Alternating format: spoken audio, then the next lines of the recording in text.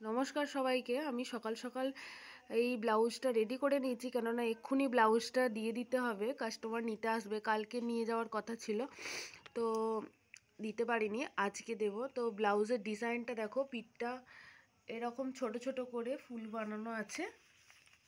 এই যে কাছ থেকে দেখিয়ে দিচ্ছি, যেহেতু এক কালারের, তো সেই জন্য একটা লেস আমি দিয়ে হাইলাইট করে দিয়েছি। সামনে একটা বম্বে কাট আছে, সামনের দিকটাও লেস দিয়ে দিয়েছি। আর হাতাটা গ্লাস হাতা, আর দড়িটা এরকম।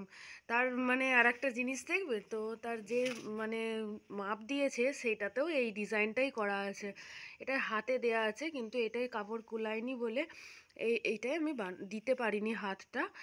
আর তার এই ডিজাইনটা খুব পছন্দ হয়েছে। এমনিতেও সিম্পলের ওপর একটুখানি ছিমছাম ডিজাইনের ওপর পরে।